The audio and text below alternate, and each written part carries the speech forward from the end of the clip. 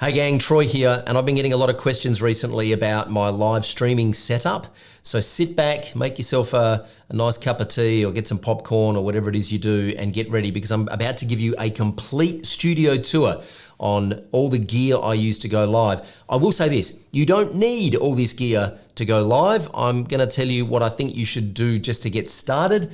You don't need all this gear to go live, so please don't be overwhelmed by everything we're about to show you. I'm making this video to inspire you and show you what is possible. Everything we talk about is going to be listed at kit.co/TroyDean. Just follow the link to Troy's live streaming kit and can't wait to hear your comments. All right, let's get into it.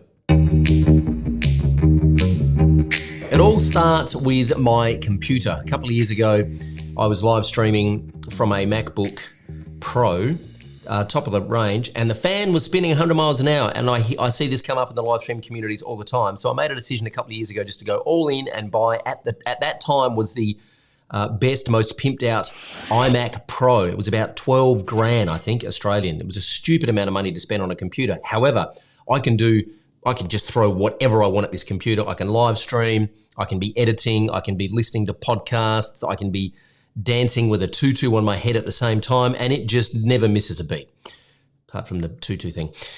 So it all starts with the iMac Pro. Now, you don't need the iMac Pro because it is a very expensive computer. If you're just starting out, I would suggest getting one of the new MacBook Airs with the M1 chip or a basic MacBook Pro with the M1 chip because you'll be able to live stream on that thing without the fan spinning. I've seen so many live streams and I can hear the fan spinning in the background. It's very distracting. So make sure you've got a good processor to capture everything you're doing and broadcast it out. Now, the problem with most modern computers is that you have a limited number of ports, and I want to plug everything into my computer to try and capture whatever I can. So what I do to extend the port input array on my iMac is I use the Thunderbolt docks from OWC. I use the Thunderbolt 3 dock from OWC, which expands my ports and allows me to basically plug everything in. So let's talk about what is plugged into the computer. First things first is you want to make sure you've got good camera and good lens. I am looking down the barrel now of a Sigma 16mm 1.4 lens. It's a prime lens and it is strapped onto it's actually connected correctly, not strapped with an Oki strap and some gaffer tape. It is, everything else in the office is, but this is actually connected properly to a Sony a6400 camera. And that is what is capturing this beautiful image, if I do say so myself, and gets the beautiful soft, shallow depth of field soft focus in the background, which I'll talk more about in a moment. So I've got one of those. Now, if you were just using one of those, you would just plug it straight into your computer using something like the Cam Link from Elgato, or Sony have now released software which enable you to just plug it in via an HDMI to USB cable, and it will see it as a USB camera. I still prefer the Cam Link. I think it gives better quality than the straight out USB output of the camera. However, because I have two of these bad boys, there is number two sitting directly above my iMac so that when I'm on Zoom calls and if I'm doing something more instructional, I can just be directly above the screen here because I have two of them. And I wanted to plug two cam links into my computer. The cam links are pretty chunky, you run out of space, and also you're putting a lot of processing power on the computer. Even though I have a great computer, I wanted to try and offboard some of that processing power, and I wanted to, and also financially, it just made more sense to buy an ATEM Mini, which is what allows me to switch between multiple cameras and look at the right camera at the right time. And you want to make sure that you're always looking at the right camera at the right time as you switch. It's basically got 4 HDMI inputs, a bunch of audio inputs, and a bunch of really cool transitions that I can use. At the moment, I've just got it on cut, but I could make it dissolve like this. Oh, hang on, that didn't work. Why didn't that one work? Well, that's just a straight cut. I could do something like, how about this? I just like to leave it on cut because I think the transitions are a bit daggy, but that's just my personal opinion. So the ATEM Mini allows you to plug up to 4 cameras into that thing, and then that just runs directly into your, which camera are we looking at? That just runs directly into your computer via one USB-C cable. So one port into the computer, I can have up to 4 cameras plugged in. What it does mean though is that the computer only sees it as one camera. So any switching needs to happen on the actual hardware. And so you need to make sure that you're looking at the right camera when you switch so that you don't get yourself a little bit confused. Right, whereas if you had multiple cameras plugged into the computer, then you could use software on the computer to do the switching, but that's a whole other conversation. Now that we've talked about cameras, let's talk about the most important thing, which is the product I use in my hair and on my face. No, sorry, it's the sound, because there's no point having great vision if people can't hear you. I will tell you this, people will forgive poor quality vision. People are quite happy to look up your nostrils if you're just live streaming from your phone, as long as they can hear what you're saying. If people can't hear what you're saying, so you don't need all the fancy stuff I've got because I'm just addicted to buying gear. If you're just starting out, I would get something like the AT2020, which is a great little microphone, sits on a tripod on the desk. In fact, my wife produced over 50 episodes of her podcast with that microphone and it sounded great. What I have these days is the Rode Broadcaster microphone, is the great big radio quality microphone that I use for podcasting. This actually also has an extension on it, which is made by Shure, I believe, S-H-U-R-E, this Shure extender, which basically means that I can have less of this in shot and I can get this microphone closer to my mouth. I'm just going to bring this microphone up here, and now you should be hearing this microphone here instead of the room mic, which I'll show you in a moment. This is a beautiful microphone. It's an end address microphone, which basically means you need to talk directly into the end of it. If you put it here, or you put it away from you, or you hang it overhead, or you put it on the table away from you, it's not going to sound very good. It's designed for you to talk directly into it. And as much as it is a beautiful sounding microphone, I would use this for podcasting and producing beautiful sounding audio, but I don't like using it for live streaming because I've got all this infrastructure in the way and I'm trying to type on the keyboard and I'm trying to see the screen and it's just a little bit clunky. So back to the room mic, I'm just going to get that out of the way now. And that, by the way, is on a Rode PSA 1 boom arm, which it's strapped to my desk, not with gaff tape, but actually screwed in properly to my desk, and is a boom arm, so it's out of the way when I'm not using it. The microphone I'm actually using, though, is a Rode NTG5, and it sits right here. Here we go. Tap, tap, tap. You can hear that. Can you hear that? Yes. So it just sits out of view. It sits just out of view above me, kind of pointing down at my head. Again, I used to have it lower on the desk pointing up, but it was just kind of getting in the way. So I can now see my entire workstation here, all the cameras and everything without having any infrastructure in my way. And this is a boom mic. It's a shotgun mic by Rode. It's called the NTG5. And it's a thing of beauty, and I'll show you how that's all strapped together in a moment. It's basically strapped to my desk using a bunch of Elgato magic mounts and flex arm kits, which I'll explain in a moment. By the way, if this is all a little bit confusing or overwhelming, you can just go check out kit.co/TroyDean.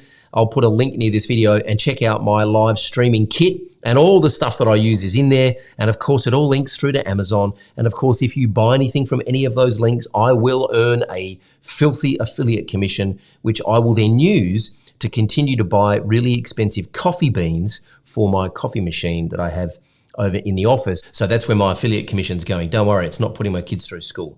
So that is, from an audio point of view, that's what I'm using from the microphones. Now, the question is, how am I capturing that audio and getting it into the computer? Well, I'm glad you asked. All the microphones get plugged into the Rodecaster, which is it's basically like a multi-track mixing desk for podcasters, and it's a thing of beauty and has these colored pads here that you can put sound effects on, so you can have the intro and outro to your podcast, your sponsor messages and funny sound effects and all that kind of good stuff there. I can then record directly on the Rodecaster Pro. If I'm just recording a podcast, then I just have the audio. Then it just records to an SD card, which I can then take anywhere, or it also plugs into the computer via a USB cable, so I can just take the recordings off the Rodecaster Pro, put them straight into Logic and edit a podcast directly here. It's just a thing of absolute beauty. The other thing you can do is you can connect your telephone, that's right, this thing that is a calculator and a camera that you can make phone calls on. You can connect that to the Rodecaster Pro via the old Bluetooth settings on your phone. So what I'm going to do now is I'm just going to fire up Spotify and play some of my favorite funk music, Inspiration Information by Shuggy Otis.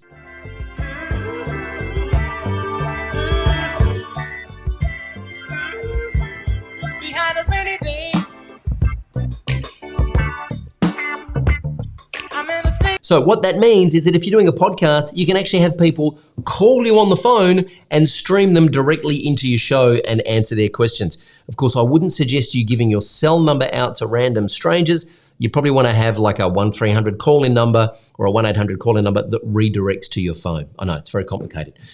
Stay with me. Now, while I'm live streaming, also, what have we talked about? We've talked about cameras, we've talked about microphones, we'll talk about the lights in a moment, and we'll talk about these lights in a moment.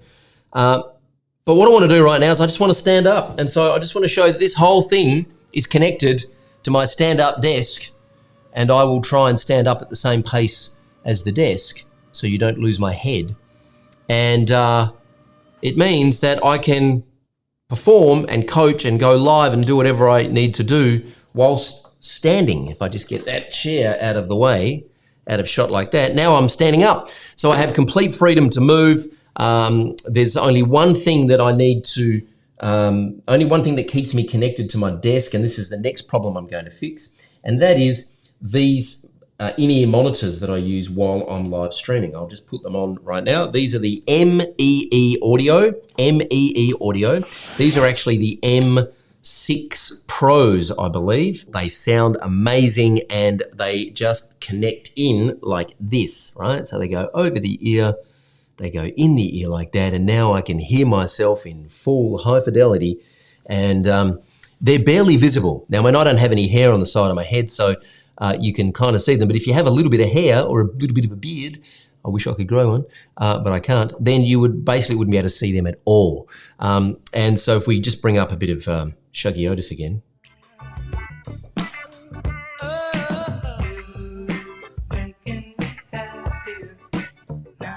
Oh, loving it. Loving the funk music. So these things are wired into the Rodecaster Pro. There's a headphone output in the back of the Rodecaster Pro. In fact, there's 4 because it's designed to actually record podcast episodes. I've got an extension cable running under my stand-up desk, and then I just have this extension cable plugged in to the ME Audio in-ear monitors. There we go. You can see it right there. If I unplug that, I can't hear myself here. If I plug it back in, like magic, the audio transmits and I can hear myself. That just usually sits on a hook, which is on my sit-down, stand-up desk, which also has my Audio Technica headphones on it, which are the headphones I use when I'm listening to something that I want to sound, incredible, like some snarky puppy or, the sound of my own voice on a podcast episode or something. That's what these look like, the Audio Technica headphones. Got a little bit of feedback there, that was weird. These are the Audio Technica headphones there. I frankly don't use them much these days because when I put them on my head, it messes my hair up. So I tend to just use these. And also it keeps that infrastructure out of the shot, and it just means that we're nice and open to engage with the audience. So we've talked about cameras, we've talked about microphones, we've talked about the Rodecaster, we've talked about the ATEM Mini for switching cameras, we've talked about the in-ear monitors. Let's talk about lights. And in fact, let's just turn some lights off here and let's go dark, okay? So here we go. The front lights are now off, and I'm also going to turn my back lights off, and there we go. All that's on now, in fact, there are no lights on in this room. I tell a lie. There are 4 little down lights on in this room up the front of the office where the other guys sit. There are no lights here. From my desk back, there are no lights. So let's talk about, first of all, what is lighting me. I have 3 Elgato key lights. I have one here strapped to my stand-up desk on an Elgato Magic mount, and that is facing me at a 45-degree angle, and it looks like that. So it just lights this side of my face. That is really a fill light because it's just filling in a little bit of this space here. My key light, I think, which is my brighter light, is actually over here. That's the wrong temperature too, that color, that light, I've just noticed. This one here is brighter, believe it or not, and it is warmer This one over here is currently on daylight color temperature, which is basically a cool white. This is on tungsten, which is a warm white. This is actually the wrong color, this one over here. And I have had a problem with this light that if I have it set to, basically it's backwards. So I think I've got it set to daylight, but it's not, it's tungsten. And so in the software, I have to switch it around. It's a known problem with that particular light. And I'm talking to Elgato at the moment about getting a replacement. So those two key lights now are on me. This one is a little bit brighter, I think. That one is there. I mean, they're very similar. And then I've got this hair light above me because my hair is fabulous. I have this hair light above me, which just lights my hair a little bit here and my shoulders, and also puts a little bit of light on the desk. And you'll see that, just that little bit of light on the beautiful acacia wood here on the top of my sit-stand desk. Now, the truth is, when I'm not live streaming, I leave that light on. So I work like this because I like that light there. I also have a little lamp, just a little desk lamp here on an arm, which kind of lights up the beautiful warm tones of this desk. And this is how I work. When I go live, I just put those two lights on so you can see my face. Now let's talk about what's behind me, because this really here is the pièce de résistance. And I must give a huge shout out to my friend Marshall Fox in the Ecamm live community, who inspired me to do this. Basically, I've pimped out the background here behind me with a bunch of Philips Hue lights. There's a whole bunch going on. There are LED strips behind this buffet. That blue light just at the top of that buffet there, on the back of that buffet, is an LED strip. All of these table lights here actually have smart lamps in them, as does the floor lamp. That has a smart lamp in it. So does the vintage lamp. There's got a smart lamp in it, and does that floor lamp here. That also has a vintage lamp in it as well. I also then have round, what's called a Philips Hue Go, which is a round light, which is actually portable. It's got a 3-hour battery in it. I've got them plugged in. That's giving me that blue light there, and also giving me this blue light here. And behind the posters, I've got a poster of the Reservoir Dogs film there, and I've got our emblem logo here, the plane. Behind there, I've got a little red bar, a little bar called the Philips Hue bar, and they are colored red. But here's the thing with the Philips Hue lights, which I absolutely love, is you can change the color of them. So I can just go to what I call the office, which is this scene that I've got set up here on the app. It all runs off the Philips Hue app off your phone. I can have that set up to the office, and then I can just go to my color selections, and there's a whole bunch of different, so the scene is called the office, and then these are themes for the scene. So I can say, hey, let's have a Savannah sunset. And I just change the color with the push of a button there. Let's have a tropical twilight. And it goes like that. Or let's have Oscar's favorite, spring blossom. Ooh. Then we can concentrate, very bright. Or we can do some reading.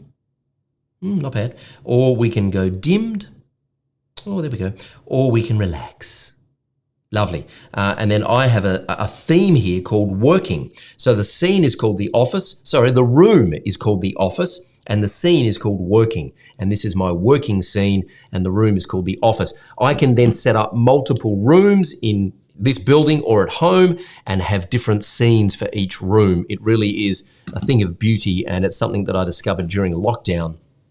In 2020, where I was working from home and had a pretty dull background and wanted to make it look pretty sexy. So we've talked about front lights, we've talked about rear lights, we've talked about audio, camera, all that kind of good stuff. The only thing we really haven't talked about is how the hell is this all hanging off my sit-stand-up desk? Because there are no tripods on the ground at all, and everything is strapped onto this desk using the Elgato. First of all, the monitors, let me just talk about my computer for a sec. I've got an iMac Pro here, and I've got an LG 4K ultra-fine monitor here. It's just a small one. It's the 22-inch, I think it is, or the 23-inch. It's not the big one, because I didn't need that much. I don't want to take up too much space on my desk. They are strapped onto the desk using at-deck monitor arms. So they're not on stands, they're on arms to keep the desk clear. And then everything else is strapped onto the desk using the Elgato Magic Mount and Flex Arm kits. So therefore, there are no tripods on the floor anywhere. The cameras, the lights, this microphone, my overhead microphone, the Logitech, which I'll show you in a moment, which is the only thing I haven't talked about, they are all strapped onto the desk using the Magic Mount and Elgato Flex Arm kits from Elgato. They are freaking amazing. I love this stuff. It is so solid. I've had Manfrotto magic arms on this desk before and stuff wobbles around left, right, and center. This is as solid as a rock. So the only thing I haven't talked about is this camera here and what it does and what we use it for. And so I like to draw on my iPad a lot with an Apple Pencil, not with Texter, of course. I use the Notability app and an Apple Pencil to draw on the iPad. And so what we do as a little gimmick every now and then is we show people, here is the overhead, yay. Now that is the Logitech Brio, and I've just got that mounted on the Elgato arm so that it shoots down onto the iPad, so I can come in here and draw on the iPad and say, well, we're going to increase our influence and grow our authority, and we're going to invest $3 million in Bitcoin, and ha ha ha ha ha. And then of course I just switch to the iPad as a source in Ecamm to zoom in and to show the screen full screen, but I also like to show people that it is actually an iPad on my desk and I'm drawing on it. Right, so kids, wow. Well, I think I've covered just about everything. That is cameras, sound, lights, roadcasters. Oh, the speakers I've got on my desk here are little Mackie powered speakers. They're very small. I don't even know what model they are, but they're just little Mackie powered speakers. They're sitting on some audio engine feet to angle them up towards me. And they're actually powered by an audio engine USB audio interface, which sits under my desk here. It's actually strapped under my desk in a little bracket, so I can crank those speakers up when I'm listening to the old snarky puppy. So these speakers are great. I like rocking out to my tunes while I'm working. And I think that covers everything, ladies and gentlemen. That is basically a tour of the studio here and how I work. I hope you found this helpful. As I said, you can learn more about the gear and check out everything over at kit.co/Troy Dean, and just go to my live streaming kit and get links to all the gear there. And as I said, if you do buy any of this stuff, then I will get an affiliate commission. The other thing I just picked up the other day was, of course, the AirPods Pro. I love these things. They're amazing. I use these for Zoom calls. So if I'm just doing Zoom calls with the team, I stick these in. I don't worry about the fancy microphones and everything, but I do use this camera for Zoom calls. So if we ever have a Zoom call one day, you'll probably be looking at me like this with my AirPods Pro in. All right, hope you found that helpful. Keep on live streaming, and please remember this, you don't need all this shit to go live. What you need, and the problem I have is I have all this gear, but I don't really have anything interesting to say. So I'm gonna work on that next. What you need is a great message. You need conviction and passion in what it is you're doing. You don't need all this fancy stuff. I've spent the last 12 years collecting this and building this. And again, just wanted to say a huge shout out to my friends, David Blackman, Marshall Fox, and all the guys in the Ecamm live community. You guys continue to inspire me to keep going and improving, and I thank you for everything you're doing. So keep live streaming, keep going, keep on punching, and keep on making an impact. Bye for now.